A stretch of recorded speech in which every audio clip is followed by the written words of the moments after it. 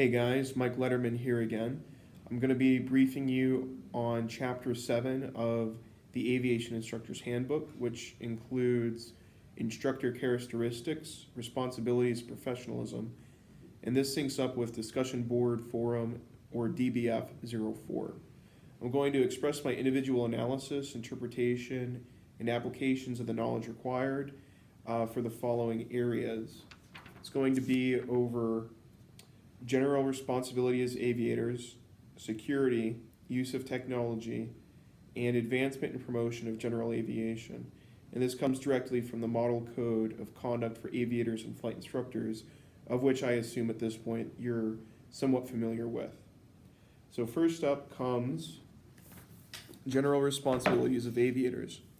And the pilots there's a lot to read, but the top three, in my opinion, should be a pilot should make safety the highest priority, seek excellence in airmanship, and aspire to professionalism. So these are the general responsibilities that serve as the preamble to the Code of Conduct for the remainder of the Code of Conduct. So it sets the tone for the remainder of the document. And first up, we have some sample recommended practices, and I'll go over a couple of those. First up, a pilot should approach flying with seriousness and diligence, recognizing that your life and the lives of your passengers and others depend on you.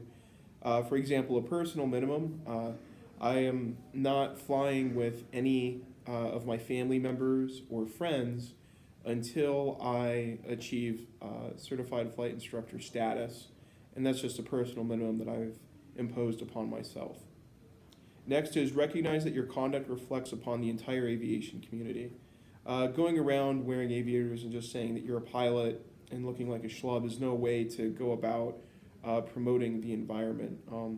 Aviators in general maintain a standard that is highly respectable, and that's something that we as young flight instructors are inheriting, and we should do our best to maintain that image for the betterment of ourselves, our profession, and general aviation in general. And then here, another one I wanted to discuss would be to never allow simulated emergencies to become actual emergencies. And this means taking things seriously, having a plan and executing that plan, and not experimenting or deviating from it in the actual environment, because you allow the failure chain to grow. And that's a very, during a simulated emergency, is a very heightened area, a very sensitive area of training, and it's important to maintain composure during that period. Next up, I have security, and the top three elements a pilot should attain or be vigilant about are to seek and maintain the security of all persons and property associated with their aviation activities, become familiar with the latest security regulations, and avoid special use airspace except when approved or necessary in an emergency. Some of the ways that we can become familiar with advanced security practices are to go through AOPA and look up anything associated with GA Secure as well. So as a pilot's responsibility, as always, is to check NOTAMs, including TFRs, and that pre-flight preparation should keep a pilot up to date when it comes to those security protocols. Also, always use a transponder with altitude encoding if equipped or inoperable unless otherwise authorized or directed by ATC. And that keeps you separate from other aircraft that may not be operating in a secure manner. There's no reason to get yourself confused with a bad guy. And then there's also secure your aircraft if it is unattended. So with increased security measures, it just makes sense to control what you can control and to simply lock your aircraft and keep things out of plain sight just in case a bad guy is around looking to be doing some mischievous activity. And in summary, for security, enhanced security awareness is essential to the safety and viability of the aviation community. Threats to security demand reflective responses. This section addresses the pilot's essential role in promoting national security and preventing criminal acts. In brief, if they can't see something, they're probably not going to try and steal it. It's very similar to the way you would protect your car in an urban environment. Next up, we have use of technology, and this is basically a long way of saying that you need to be able to use technology and adopt new technologies as they come available.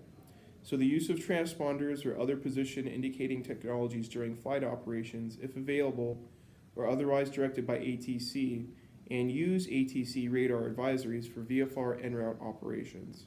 That's the top one when it comes to technology from those available from the Code of Conduct.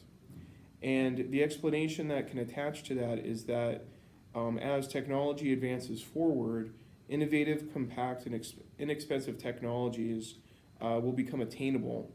And yes, it's more money, but we also need to be able to sync up with the standard for the times. One of the sample recommended practices that I thought was very interesting would be the use of a personal locator beacon.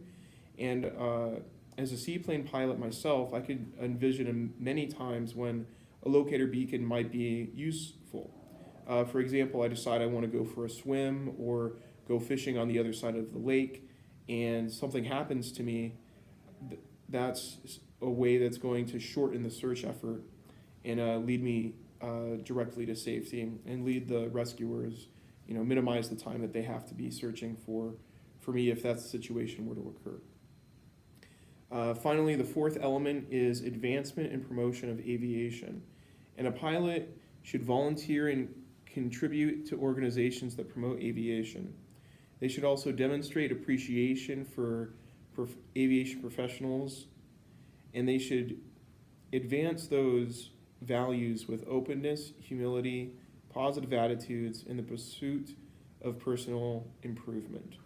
Basically, we should mentor future pilots, and we should do this by instilling, and from the very beginning, adhering to the guideline here in the Code of Conduct. One thing that I have done in the past, and it was not successful basically because of the limited amount of time I had, is when I lived in Alameda, California, there's a large Coast Guard auxiliary base that's very active there. And I wanted to fly for the auxiliary and was given the opportunity to, but unfortunately I had to leave the area due to work constraints. So that's something that I will consider investing in again in the future if the opportunity opens itself up to me. And finally, I decided to look at the AMA Code of Medical Ethics, and AMA stands for the American Medical Association. This is not the Hippocratic Oath, but it has been updated in 2016, and I'll briefly summarize the preamble. And the medical profession has long subscribed to a body of ethical statements developed primarily for the benefit of the patient.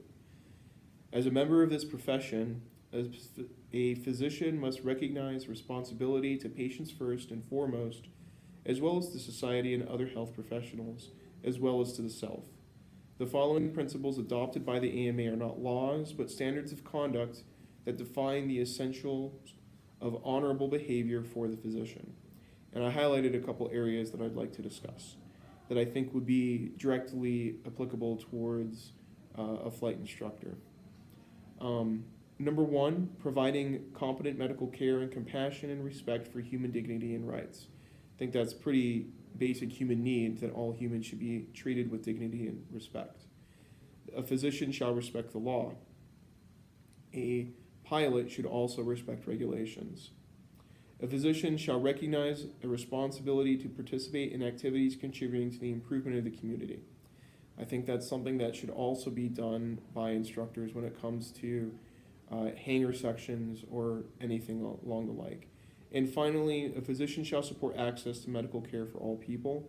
Likewise, a CFI should be able to teach almost anybody that comes in contact with them when it comes to flight training, or at least be able to recommend a flight instructor that might be better suited.